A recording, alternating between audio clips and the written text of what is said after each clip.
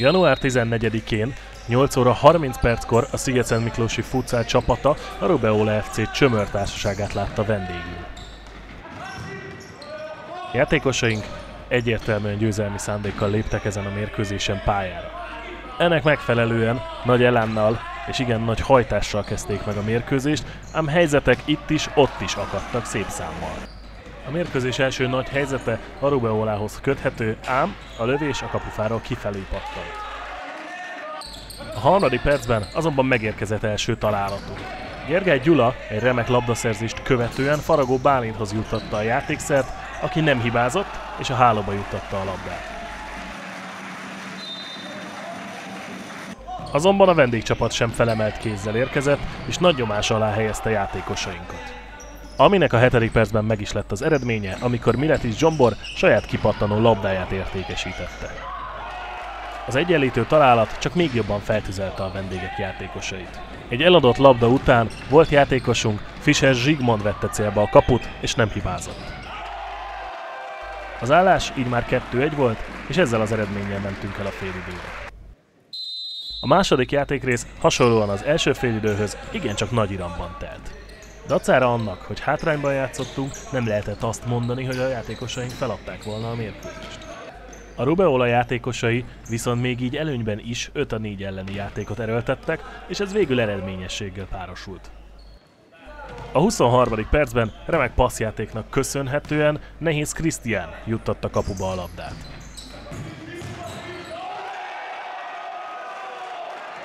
A csömöriek harmadik találatára 2 percen belül Varga Bence tudott válaszolni egy remek passz követően.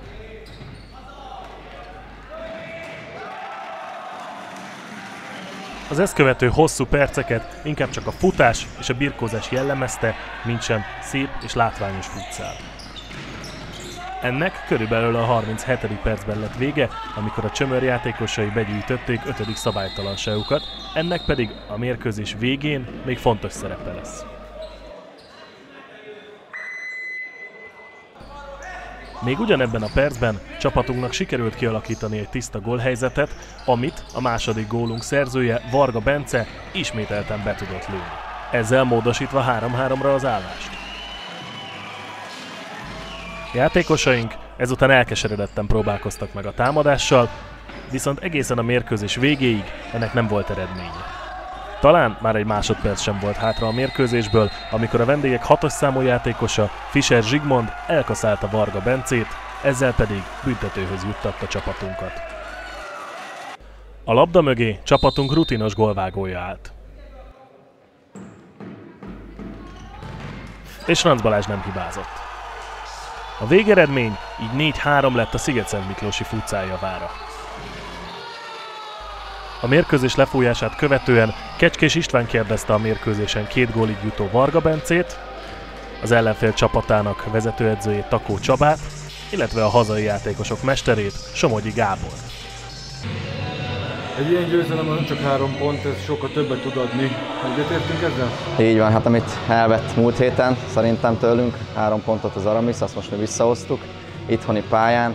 Én úgy gondolom, hogy nagyon jó hangulata volt a mérkőzésnek, és hát megérdemelten nyertük meg a 4-3-ra, hiszen akár csapatként küzdöttünk, és ez nem egyéni érdemeken múlik, itt a csapat oda tette magát a végén a második félidőben azért, mert ahogy öltözőben is mondták, ugye ki kell jönnünk, és gyakorlatilag hazai pályán kell játszanunk, és így kell hazai pályán játszani, ahogy a végjáték történt. Volt, aki azt mondta, hogy a szezon legrosszabb játékában sikerült nyerni.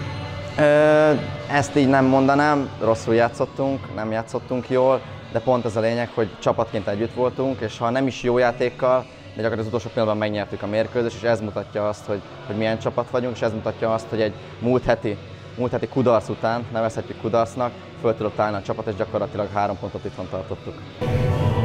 Mi az első szó, ami eszedbe jut erről a meccsről? Jó kérdés.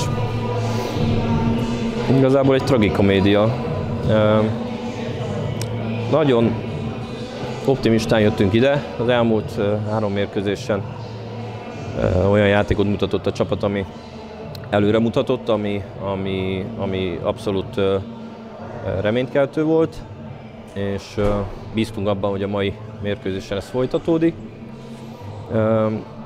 helyenként ilyen villanások szintjén ez megmaradt, de se sebességben, sem koncentrációban nem tudtuk azt a szintet hozni, amit idén hoztunk, úgyhogy emiatt mérges vagyok, hát a végét még nem kell magyarázni, tehát ez egy olyan égbe kiáltó butaság, amire nincs magyarázat. Itt ezt a tragikomédiát említetted, de aztán dráma lett belőle. Hát igen, mondhatjuk így is. Én azt gondolom, hogy azért ezt a játékot elsősorban fejben játsszák, tehát ez nyilván kell egy valamilyen labdarúgó tudás, hogy az ember első osztályban játszon, de aki ezt csak lábbal játsz és fejben nem tudja ezt követni, az problémákba ütközi. És anélkül, hogy most a Fischer Zsigát megbántanám, mert nyilván ez egy hiba, de hogy jelzi azt, hogy minden pillanatban tudni kell azt a szintet tartani, és ez már neki nem sikerült.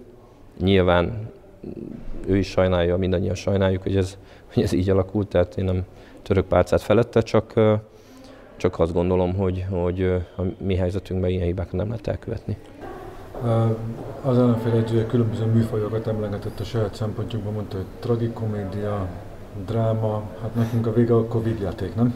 Hát igen, a végére tekintünk, akkor igen. Egyébként, hogyha a mérkőzés összképét nézem, akkor ez egy küzdelmes mérkőzés, ahol szerintem nem helyenként jó játékkal, inkább azt mondanám, az első 5 percet említeném, ahol jól kezdtük a mérkőzés, második percben megszereztük a vezetést, helyzeteket alakítottunk ki, letámadtunk, az működött, labdákat szereztünk, és talán ez túlságosan is megnyugtatta a csapatot.